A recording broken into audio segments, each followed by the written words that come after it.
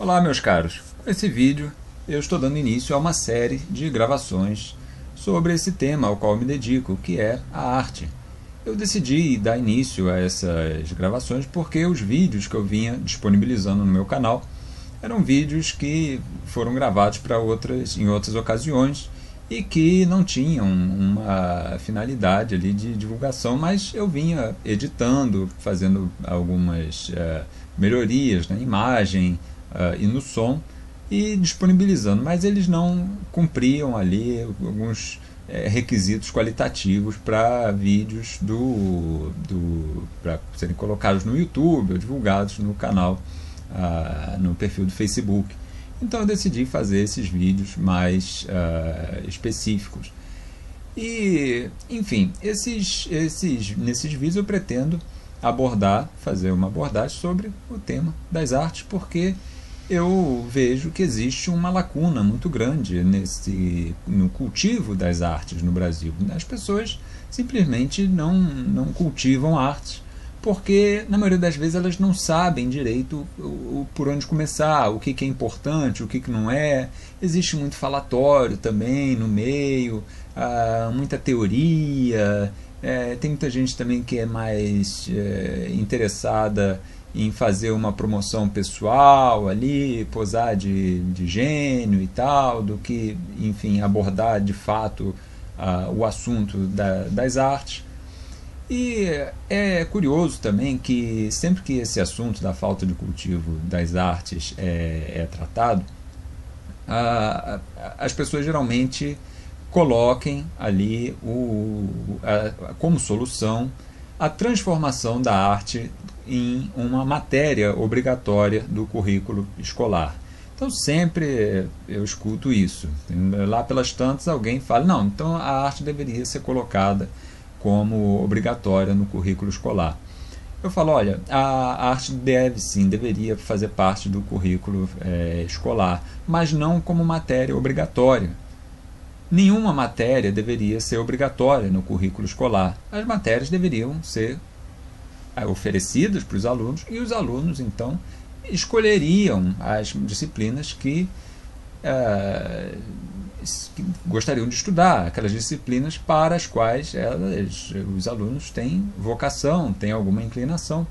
É claro, deve ser oferecida ali um repertório comum, né, uma base, para que depois o aluno, dentro daquele já conhecimento, daquelas possibilidades expressivas, o aluno saiba do que gosta, do que não gosta, e que então siga ali a sua vocação.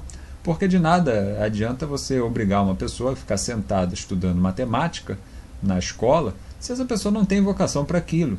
Então, essa pessoa poderia estar aplicando o seu tempo, o seu conhecimento, ali, a sua abertura para o conhecimento, para o estudo de algum assunto. Seria um estudo muito mais proveitoso. Eu me sinto bastante livre e autorizado a abordar esse assunto desse ponto de vista, porque a minha experiência de artes durante a escola foi trágica, foi uma experiência horrível. Eu tive aulas de arte, né, que seriam aulas com nome de arte mesmo, ali constando no currículo, da antiga primeira série até a quarta série, que era o antigo primário. Então havia o jardim de infância, a classe de alfabetização, e primeira, segunda, terceira e quarta série, que eram o primário. Então eu tive aulas de arte durante o primário, e eram aulas que simplesmente eram brincadeiras com argila e enfim, com tinta guache, e que não resultavam em nada, não havia uma orientação, e ficava tudo ali, enfim, as crianças ficavam fazendo aqueles desenhos, mas faziam o que bem entendiam e não tinha o mínimo rumo naquele tempo ali de estudos, que poderia ser usado como um tempo de estudos. Eu me lembro uma ocasião trágica que uma professora começou a explicar sobre a mimesis, e ela explicava que a mimesis era a imitação, era a simulação, sendo que lá pelas tantas ela se confundiu e começou a falar mimeses. E ela não sabia, não sei, falta de esclarecimento ali, pedagógico, ela não percebeu que falando, começando a falar sobre mimesis e depois mudando a pronúncia para mimeses, as crianças começaram a interpretar que ela estava falando sobre dois assuntos diferentes, quando na verdade ela estava apenas mudando a pronúncia da mesma palavra. Então ela, quando falou sobre mimesis, eu interpretei como uma coisa, e aí quando ela começou a falar sobre mimeses, eu já não entendi mais nada do assunto, porque eu passei a achar que era um outro assunto e que começava no meio ali e, enfim, então isso me marcou muito, porque eu pensei, não, eu acho que depois eu vou ver que história é essa aí, mimesis, mimeses, o que é isso? Na época não tinha computador, né? Tinha que ver enciclopédia e tal, e eu acabei não vendo, mas eu decorei, né, o nome, né, durante a minha infância, para um dia saber que história era essa de mimesis e mimeses. Então, esse tempo que eu perdi lá fazendo esses desenhos com guache, trabalhando com argila, que chegava na aula seguinte, a argila já tinha se esfarelado toda, porque não havia orientação, então esse tempo foi tempo jogado fora. Então, a transformação da arte em matéria obrigatória no currículo escolar não é a solução para o cultivo das artes, principalmente porque a transformação da matemática em matéria obrigatória do currículo não transformou a matemática num assunto que as pessoas cultivam. O português também não. A literatura tampouco. Então, a química, a física, as pessoas não vão passar a cultivar um tema, um assunto, pelo simples fato desse assunto ter sido transformado em matéria obrigatória no currículo escolar. Então eu sigo aquilo que o professor José Muni Nasser falava, olha, você tem que, o ensino, né, a educação, consiste em você juntar uma pessoa que quer aprender com uma pessoa que está ali disposta a ensinar. Então é assim que o ensino e a educação se concretizam. Não é você obrigar uma pessoa a estudar um assunto que a pessoa não tem o menor interesse naquilo, nem sabe o que é aquilo.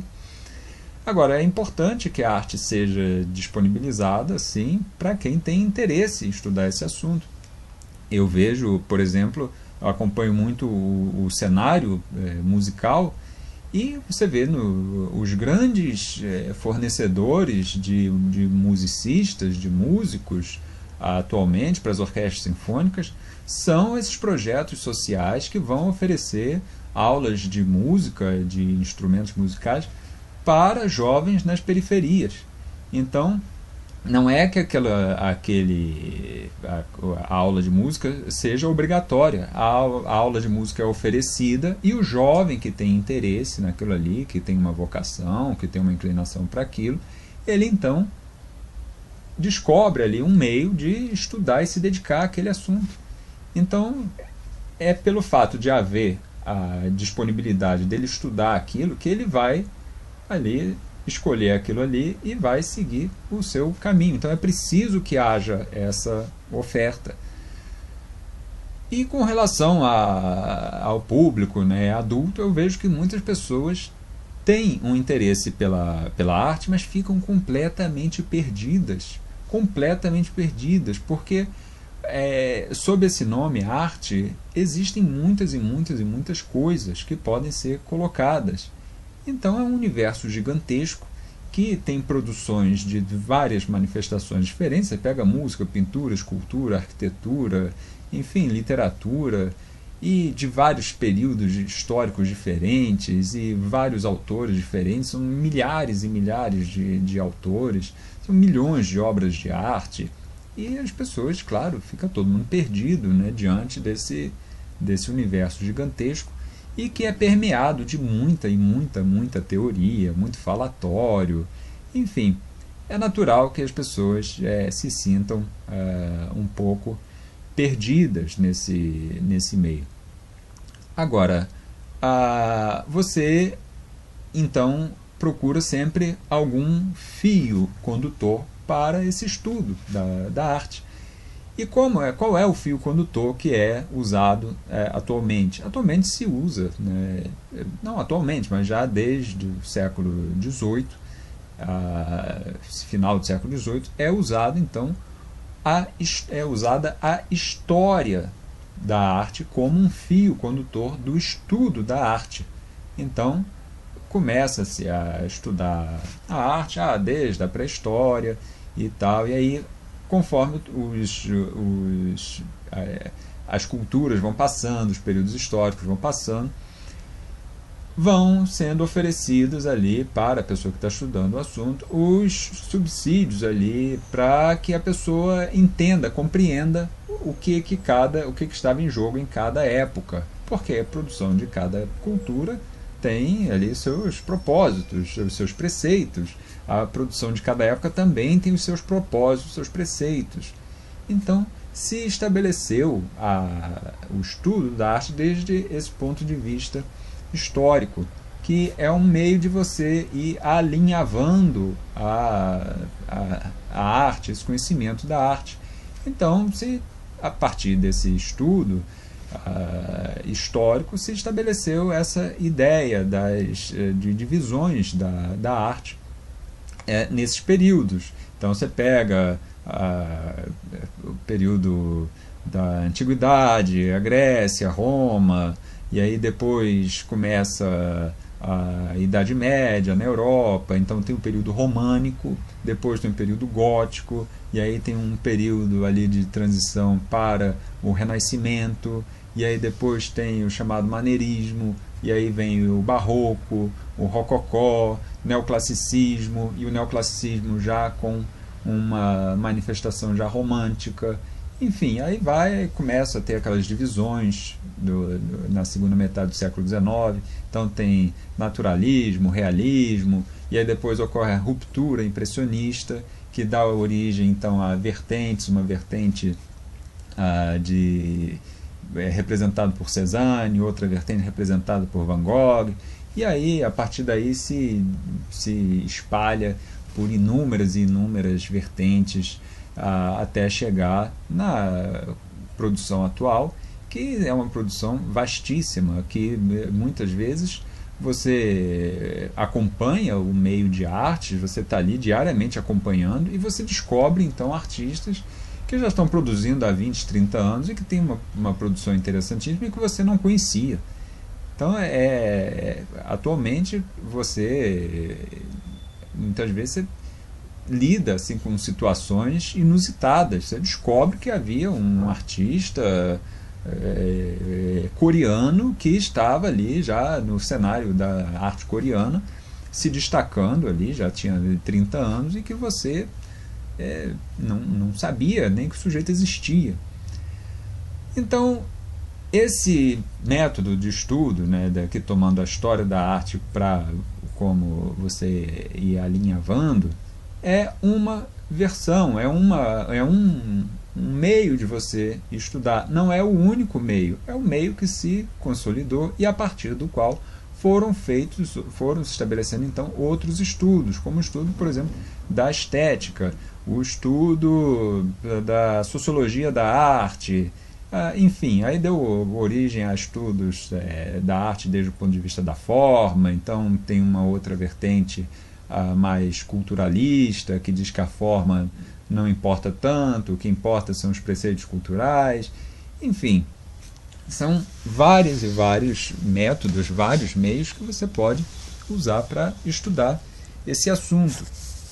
Então, a própria profusão de possibilidades de manifestação da arte leva você a ter de passar necessariamente por um tema que atualmente é objeto de muita controvérsia, muitos ataques ferrenhos e defesas apaixonadas, que é o relativismo. O relativismo é daqueles assuntos que são extremamente mal compreendidos, que são levados a extremos e, enfim, no que consiste o relativismo no estudo da arte? O relativismo na arte deve ser considerado da seguinte forma: ora, eu não posso aplicar critérios de avaliação de uma paisagem para avaliar um retrato. Então, os critérios que eu estou usando para avaliar uma paisagem são uns, os critérios que eu estou empregando para analisar um retrato são outros. Então, são julgamentos relativos no que consiste aquele objeto. Então, você precisa ter esses diferentes meios de avaliação, porque senão você vai fazer uma confusão danada. Você vai estar julgando, por exemplo, uma obra de arte do século XIII desde o ponto de vista do Brasil atual, do século XXI. E você não pode fazer isso, você tem de buscar ali o que estava em jogo, ali no momento da produção daquela obra. Você pega, por exemplo, um retábulo pintado no século XIII. Esse retábulo foi pintado no século XIII em determinadas circunstâncias, foi pintado para uma igreja de uma cidade que, enfim, não tinha produção de arte nenhuma, e foi construída então uma igreja naquela cidade, e para complementar ali, adornar a igreja, foi pintado aquele retábulo. Então aquele retábulo foi pintado para uma situação em que as pessoas não tinham contato com arte, não viam arte, eram pessoas do ambiente rural que estavam vendo uma obra de arte, de pintura, pela primeira vez. Então você tem de considerar isso, porque senão você vai fazer uma consideração da obra desde o ponto de vista atual. Então você deve fazer uma consideração daquela obra desde o ponto de vista atual também. Não é que você vá fazer ou uma coisa ou outra, ou julgar a obra desde o ponto de vista da época ou desde o ponto de vista atual. Não, você vai julgar essa obra desde inúmeros pontos de vista. Você vai analisar dessa obra tudo o que estiver a ela relacionado. E você tem de analisar essa obra desde o seu ponto de vista atual também, para que você atualmente possa incorporar o que existe de verdadeiro naquela obra, que os critérios atuais de aferição, de fruição da obra não estão compreendendo. Então, a partir do momento que você descobre que aquela obra aborda determinados preceitos, você pode então incorporar atualmente, no século XXI, no Brasil, determinados preceitos ali de pensamento que estavam na obra ali, que você nem fazia ideia. Então você absorve, você incorpora a verdade, as verdades que estão ali naquela obra para a sua vida atual, ainda que você esteja do outro lado do oceano, com 700 anos de distância temporal. Então é preciso considerar o relativismo desde esse ponto de vista. É considerar o que aquela obra tinha de verdade para aquelas pessoas e que foi perdido também nos nossos dias. Do mesmo modo, você não pode considerar, por exemplo, um desenho chinês feito no século VIII pelos critérios ocidentais do Brasil do século XXI. Você tem que buscar ali o que o chinês daquela região, ali da China, via naquela obra. Então, como que aquela obra surgiu, o porquê daquela obra ter sido desenhada daquela forma, quem era aquele artista, será que aquele artista estava desenhando daquele jeito porque aqueles preceitos ali se encaixavam dentro de uma visão de mundo que ele tinha especificamente ali daquela cultura. Então você tem de buscar isso para que você, inclusive, incorpore aqueles preceitos ali, possa incorporar ou não, fazer ali um embate, ver, olha, o que do meu pensamento eles abordavam e o que eles, do pensamento deles, eu não abordo atualmente, né? O que foi perdido, o que foi ganho.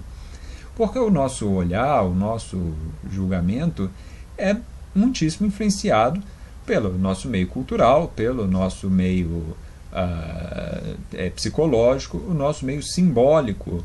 São as ideias às quais nós nos referimos com as obras, com o mundo que está ao nosso redor, porque tudo que nós criamos comunica alguma coisa. Todos os objetos que são criados, eles estão imbuídos de ideias, eles são parte daquela ideia. Então você tem de buscar ali a situação simbólica do sujeito, porque o sujeito que pintou o retábulo no século XIII e o chinês que desenhou uma paisagem no século VIII, eles não conheciam o avião, não sabiam que era possível mandar uma nave para Marte. Ou seja, o nosso imaginário é povoado com outros componentes que eram inimagináveis para aquelas pessoas. É nesse sentido, então, que você deve considerar o relativismo. Não é considerar que o relativismo diz que tudo é relativo, ou seja, que tudo vale tudo, porque então o nada vale tudo e o tudo vale nada. Porque o nada pode valer tanto quanto o tudo. Então toda a produção de arte então não tem valor nenhum, porque afinal de contas o valor é relativo, né? Então isso tudo vale, o que foi produzido vale tanto quanto o nada. Então o relativismo absoluto ele cai numa espécie de um rodeio ali e que a pessoa fica presa num labirinto dentro de uma caixa. Então a pessoa tem de sair desse labirinto, tem que transcender esse labirinto, transcender essa caixa e colocar as coisas dentro dos termos adequados, dentro da visão adequada.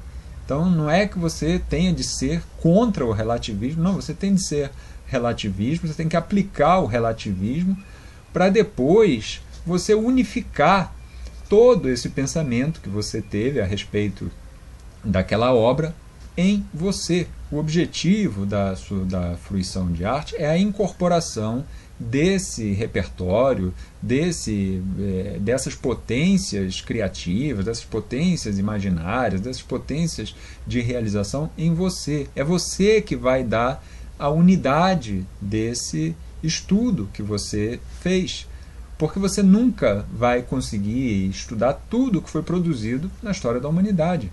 Então, dentro do que você estudar, dentro daquilo que você for capaz de absorver, de assimilar, você vai dar, de certa forma, uma unidade. Essa unidade está contida em você. É claro que existem coisas que você também vai apreciar, vai admirar, sem que saiba o porquê. Porque nós não sabemos, nós não temos explicação para tudo, nós não podemos achar que temos uma explicação definitiva para o porquê que a pessoa gosta de determinada obra de arte, por que o sujeito se identifica com uma paisagem. Ora, a pessoa pode ter visto aquela paisagem quando era criança e aquela obra ali deixou ali, marcou de alguma forma a pessoa, e depois, com o passar dos anos, a pessoa revê aquela obra, identifica ali alguma familiaridade, mas não sabe mais, não se lembra mais que viu aquela obra quando era criança e foi num momento agradável da sua vida. Enfim, é nesse sentido que as coisas precisam, que a relatividade precisa ser considerada. Eu sempre falo, né, sempre lembro as pessoas que é uma obrigação da pessoa que estuda arte ver as obras. A pessoa tem de ver as obras, tem de estar diante das obras e tem de passar horas diante das obras. Não adianta a pessoa passar o olho rapidinho ali numa tela, numa escultura.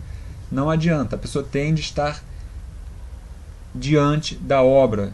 A obra tem de estar presente. É a presença da obra que vai fazer com que ela seja ativada em você, porque toda a obra se realiza, ela se realiza no ato da fruição. Então você tem de estar diante da obra para ativar essa relação e você ativar as potências que estão ali naquela obra, porque a obra de arte é um objeto que está ali. Então você, diante da obra, você vai estabelecer ali uma relação com a obra e vai ativar aquelas potências, e aquela obra então vai passar a fazer parte ali da sua vida, do seu imaginário. Ela vai exercer sobre você alguma força, alguma atividade, alguma coisa, né? Então, para o primeiro vídeo, são esses assuntos que eu quis abordar. Eu vou dar continuidade, então, à gravação desses vídeos, que são feitos especialmente para o YouTube, para o canal do YouTube, e também divulgar no perfil do Facebook. Então, os vídeos vão sendo gravados e eu vou disponibilizando no meu canal do YouTube. Eu mantenho também um blog, que é o robertoormon.blogspot.com, robertoormon.blogspot.com, onde eu vou disponibilizando ali textos vários sobre arte que eu vou escrevendo. O meu blog tem alguns textos muito antigos lá, e que eu mantive ali simplesmente como um arquivo. São textos sobre música, sobre CDs, que foram de um empreendimento lá do início da década de 2000, e que eu não levei adiante porque a indústria de CDs acabou, e eu publicava, né, aqueles textos sobre CDs num site, e aí depois o site saiu do ar, e aí alguns daqueles textos eu quis manter ali no blog como um repertório. Então, os textos que de fato importam mais, que estão publicados ali, são os textos sobre arte, no geral, artes plásticas, pintura, escultura. E então você pode dar uma olhada lá no meu blog. E no nosso próximo encontro, então, eu vou abordar um pouco de um tema que tem sido muito falado, que é o tema da tradição nas artes. A tradição nas artes tem sido um tema bastante falado, e também eu percebo uma certa confusão na consideração da tradição nas artes. Então, no próximo vídeo, eu pretendo abordar esse tema e encontro vocês no próximo vídeo. Até lá!